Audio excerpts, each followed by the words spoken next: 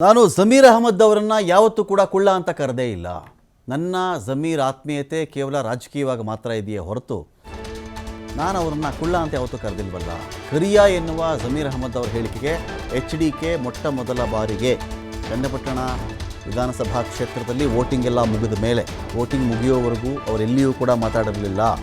ಅವ್ರನ್ನೇನು ಕರಿಯ ಅಂತ ಜಮೀರ್ ಅಹಮದ್ ಅವರು ಕರೆದಿದ್ರಲ್ಲ, ಎಲ್ಲೆಲ್ಲಿಯೂ ವೋಟ್ ಮುಗಿಯೋವರೆಗೂ ತುಟಿ ಬಿಚ್ಚಿರಲಿಲ್ಲ ಕುಮಾರಸ್ವಾಮಿ ಅವರು. ಇದೀಗ ಕರಿಯ ಅಂತ ಹೇಳಿಬಿಟ್ರಲ್ಲ ಜಮೀರ್ ಅಹಮದ್ ಖಾನ್ ಅವರು, ಅದಕ್ಕೆ ಪ್ರತಿಕ್ರಿಯೆ ಕೊಟ್ಟಿದ್ದಾರೆ.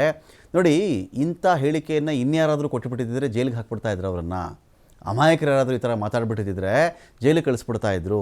ಇದನ್ನು ಬೇಕಾದರೆ ಇವರು SIT ಕೊಟ್ಟುಬಿಡಲಿ, ಸ್ಪೆಷಲ್ ಇನ್ವೆಸ್ಟಿಗೇಷನ್ ಟೀಮ್ ಇದೆಯಲ್ಲ, ಇದನ್ನು ಬೇಕಾದರೆ ಇದು ಯಾರ್ದು ಜಮೀರ್ ಅಹಮದ್ ಅವ್ರನ್ನ ಕುಳ್ಳ ಅಂದುಬಿಟ್ಟಿದ್ದೆ ನಾನು ಅಂತ ಹೇಳಿ ಅವ್ರು ನನ್ನ ಕಾಲಾ ಕುಮಾರಸ್ವಾಮಿ ಅಂದರು ಅನ್ನೋ ವಿಚಾರ ಇದೆಯಲ್ಲ, ಇದನ್ನೂ ಬೇಕಾದರೆ SITಗೆ ಇವ್ರು ಕೊಟ್ಟುಬಿಡಲಿ ಅಂಥೇಳಿ HDK ಅವರು ವ್ಯಂಗ್ಯವಾಡಿದ್ದಾರೆ. ಯಾವ ಸಮಯದಲ್ಲಿ ಯಾರು ಯಾರ ಕಾಲು ಹಿಡಿದಿದ್ರು, ಇವರೆಲ್ಲ ಎಲ್ಲಿದ್ದರು ಅಂತ ನನಗೆ ಗೊತ್ತಿಲ್ವೇನ್ರಿ, ಎಲ್ಲಿದ್ದರು ಇವರೆಲ್ಲ ಅಂತ ನನಗೆ ಗೊತ್ತಿಲ್ವಾ, ಚೆಲುವ ಅಂತ ಕರೆದಿಲ್ವಾ ಅಂತ ಹೇಳ್ತಾರೆ. ಅದು ಅವರ ಕಲ್ಚರ್ ತೋರಿಸುತ್ತೆ ಅವರದು ಅಂತ ಕುಮಾರಸ್ವಾಮಿ ಅವರಲ್ಲಿ ಮಾತಾಡಿದ್ದಾರೆ. ಅಂದರೆ ನೋಡಿ, ಎಲೆಕ್ಷನ್ ಟೈಮಲ್ಲಿ ಬಂದಂಥ ಹೇಳಿಕೆ ಇದು. ಅವರು ನನ್ನ ಕುಳ್ಳ ಅಂದುಬಿಟ್ಟಿದ್ರು, ನಾನು ಕರಿಯ ಅಂದುಬಿಟ್ಟೆ ಅಂತ ಜಮೀರ್ ಅಹಮದ್ ಖಾನ್ ಅವರ ಮಾತು. ಒಬ್ಬರು 4 ಗೋಡೆಗಳ ಮಧ್ಯೆ ಒಬ್ಬರನ್ನೊಬ್ಬರು ತಮಾಷೆ ಮಾಡಿಕೊಂಡಿದ್ದರೆ, ಒಂದು ವೇಳೆ ತಮಾಷೆ ಮಾಡಿಕೊಂಡಿದ್ದರೆ ಆಗ ಬಳಸಲ್ಪಡುವ ಪದಗಳು ಯಾರೋ ಕುಳ್ಳ ಅಂದಿದ್ರು, ಕರಿಯ ಅಂದಿದ್ರು, ಬಿಳಿಯ ಅಂದಿದ್ರು, ಕೆಂಚ ಅಂದಿದ್ರು, ಈ ತರಹದ ಮಾತು 4 ಗೋಡೆಗಳ ಮಧ್ಯೆ ಬೇರೆ. ಅದನ್ನು ಸಾರ್ವಜನಿಕವಾಗಿ ಮೈಕ್ ಹಿಡ್ಕೊಂಡು ಹೇಳೋದಿದೆಯಲ್ಲ, ಅದು ಸ್ವಲ್ಪ ಇರುಸು ಮುರುಸು ಉಂಟು ಮಾಡುತ್ತೆ. ಎಂಥವ್ರಿಗೆ ಆದರೂ ಮುಜುಗರ ಬರುತ್ತೆ. ಇಲ್ಲ ನಾನು ಮನೇಲೂ ಹಾಗೆ ಕರಿತೀನಿ, ಅವ್ರು ಸಿಕ್ಕಾಗೆಲ್ಲ ಹಂಗೆ ಕರಿತೀನಿ, ಇದು ಹೇಳೋದು ಬೇರೆ.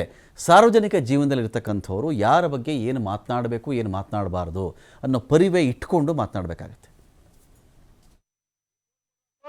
हमारा काला कुमार स्वामी, ये कौन बोल रहा सो?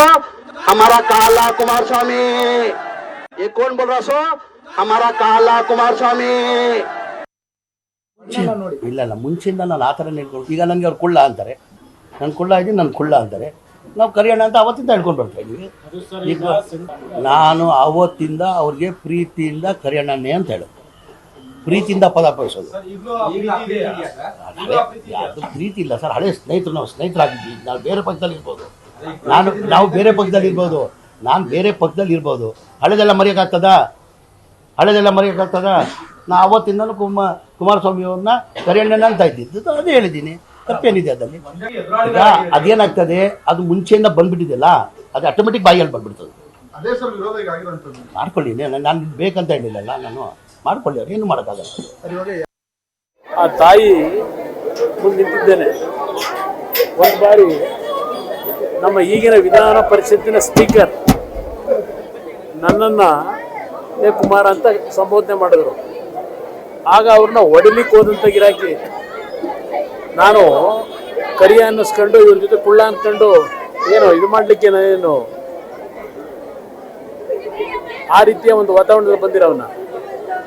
ಇಲ್ಲಿ ಈ ಪ್ರಶ್ನೆ ಇದೆಯಲ್ಲ, ಅವರ ಮಾತುಗಳು ಅದು ಅವ್ರ ಸಂಸ್ಕೃತಿ ತೋರಿಸುತ್ತೆ, ಸಂಸ್ಕೃತಿಯನ್ನು ತೋರಿಸುತ್ತೆ. ಈ ಸರ್ಕಾರಕ್ಕೆ ಏನಾದ್ರು ಮಾನ ಮರ್ಯಾದೆ ಇದ್ರೆ, ಅವ್ರು ಹೇಳಿದ್ರಲ್ಲ, ಅವರಿಬ್ಬರು ಭಾಳ ಆತ್ಮೀಯರು, ಆತ್ಮೀಯತೆ ಇದಕ್ಕೆಲ್ಲ ರಾಜಕೀಯವಾಗಿದ್ದು, ಈ ರೀತಿಯ ಹೇಳಿಕೆಗಳಿಗೆಲ್ಲ ಇದ್ದಿದ್ದು. ಅವ್ರು ಯಾವ ರೀತಿ ಡಿಫೆಂಡ್ ಮಾಡ್ಕೊಂಡಿದ್ದಾರೆ ಮಂತ್ರಿಗಳು ನೋಡಿದ್ದೇನೆ. ಮುಖ್ಯಮಂತ್ರಿಗಳು ಮತ್ತು ಉಪಮುಖ್ಯಮಂತ್ರಿ ಎಲ್ಲ ಯಾವ ರೀತಿ, ಗೃಹ ಸಚಿವರು ಯಾವ ರೀತಿ ಇವತ್ತು ಡಿಫೆಂಡ್ ಮಾಡ್ಕೊಂಡಿದ್ದಾರೆ. ಅವ್ರಿಗೇನಾದರೂ ಮಾನ ಮರ್ಯಾದೆ ಇದ್ದರೆ ಎಂತೆಂಥ ಕೇಸ್ಗಳಲ್ಲಿ ಕೇಸ್ ಹಾಕಿದ್ರು, ಅಮಾಯಕರ ಮೇಲೆ ಕೇಸ್ ಹಾಕಿ ಜೈಲಿಗೆ ಕಳಿಸ್ತಾರೆ ಇಂಥ ಹೇಳಿಕೆಗಳಿಗೆ. ಈ ಸರ್ಕಾರಕ್ಕೆ ಏನಾದರೂ ಮಾನ ಮರ್ಯಾದೆ ಇದೆಯಾ? ಈ ರೀತಿಯ ಸಂಸ್ಕೃತಿ ಇರ್ತಕ್ಕಂಥ ಈ ಸರ್ಕಾರ ನಾಗರಿಕ ಸರ್ಕಾರ ಅಂತ ಕರಿತೀರ ದೇವೇಗೌಡರು.